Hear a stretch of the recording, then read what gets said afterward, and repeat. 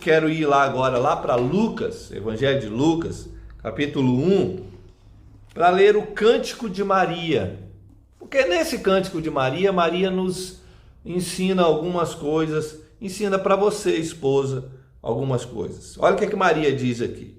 Então disse Maria: a minha alma engrandece ao Senhor, o meu espírito se alegrou em Deus, meu Salvador, porque contemplou na humildade da sua serva, pois desde agora todas as gerações me considerarão bem-aventurada, porque o poderoso me fez grandes coisas, santo é o seu nome, a sua misericórdia vai de geração em geração sobre os que o temem.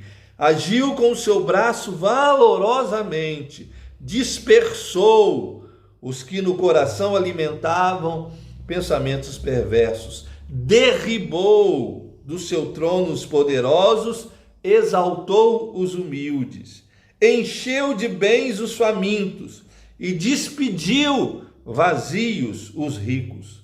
Amparou a Israel, seu servo, a fim de lembrar-se da sua misericórdia, a favor de Abraão e de sua descendência para sempre, como prometera aos nossos pais. Maria permaneceu cerca de 3 meses com Isabel e voltou para casa. Então aqui a gente tem algumas lições de Maria para as esposas, para as mulheres. É preciso notar o seguinte, que quando Maria cantou esse cântico aqui, Maria não tinha ainda ganhado o bebê, tá? Jesus ainda não tinha nascido, ele iria nascer bem depois. Ainda iria ter toda aquela viagem de Nazaré para Belém, aquela viagem longa de uma mulher grávida, já para dar à luz, né? Naquela região não tinha carro, não tinha ar-condicionado, não tinha nada disso, era no lombo no máximo no lombo de um jumentinho que eles iam ali. Não é?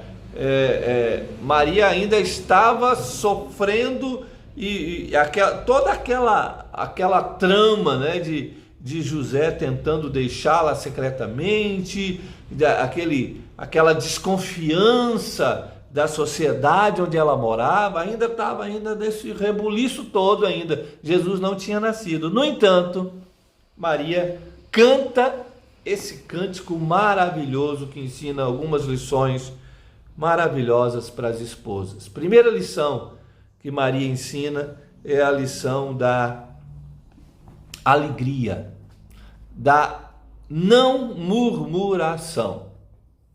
Maria não murmurou. Ela disse aqui logo no primeiro verso, a minha alma engrandece ao Senhor, o meu espírito se alegrou. No meio dessa turbulência toda, no meio desse turbilhão de emoções, no meio dessas, né, desse negócio de a sociedade, vão me matar, não vão me matar, vão me apedrejar ou não, está todo mundo me olhando meio atravessado porque eu estou grávida e eu não casei ainda, nesse turbilhão de coisas, Maria não murmura, ela não reclama. E se tem uma coisa que a gente tem deparado muito quando nós aconselhamos casais, maridos reclamando de mulheres que murmuram o tempo todo, que reclamam o tempo inteiro, que ficam o tempo inteiro fazendo cobranças, que nunca se dirige ao seu esposo para fazer um elogio, mas quando se dirige para ele é para cobrar alguma coisa ou para dar alguma notícia ruim, mas nunca se dirige com elogio, com um abraço. A gente tem visto muito disso aí.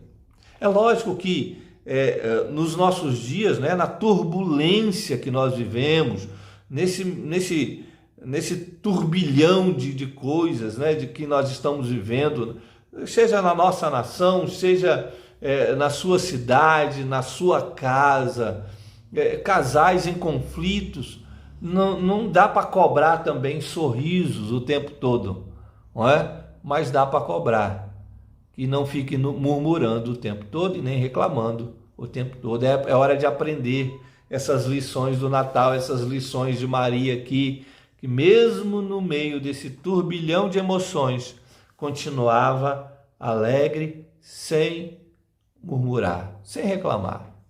Aceitou aquilo que Deus trouxe para ela como destino para a vida dela. Primeira lição é essa. A segunda lição é a lição da humildade. Ele diz assim, ela diz, né? Contemplou na humildade da sua serva. Humildade da sua serva. O humilde é aquele que serve. O próprio Jesus disse assim, o Filho do Homem não veio para ser servido, mas para servir. Eu estou no meio de vocês, ele disse para os discípulos, não como aquele que deve ser servido, mas como aquele que serve. Ou seja, a lição para as esposas é preciso encarar o lar como um serviço primeiramente a Deus. A humildade da serva, a humildade da Maria de servir a sua casa, de servir ao seu esposo, de servir aos seus filhos, a todos os filhos que viriam. Humildade de servir. E novamente, às vezes a gente encontra alguns esposos reclamando que as suas esposas só querem ser servidas, que vivem a vida como se fossem dondocas, né? Como se fossem milionárias, só querendo ser servidas, mas não servem, não são humildes o suficiente para servir os seus esposos, para servir aos seus filhos, para servir a sua casa. A lição de Maria para as esposas seja uma serva, seja como aquela que vai servir antes de ser servida, aquela que vai ajudar antes de ser ajudada, aquela que vai fazer as coisas acontecerem dentro do seu lar.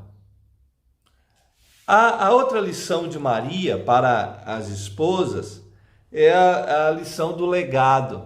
Nota aqui no verso de número 48, ela diz assim, todas as gerações me considerarão bem-aventurada. No verso 50 diz lá, a sua misericórdia vai de geração em geração. Ela fala essa coisa de gerações para frente, né? Gerações que virão e vão falar, ela foi bem-aventurada. Maria foi uma mulher bem-aventurada. Passar um legado. Esposa, você está passando um legado. Não é? Você precisa entender que aquilo que você ensina e aquilo que você faz dentro da sua casa ou fora da sua casa, aquilo que você ensina para os seus filhos, aquilo que você faz para o seu esposo, para o seu lar, não para aqui. É um legado que vai adiante, vai bem adiante.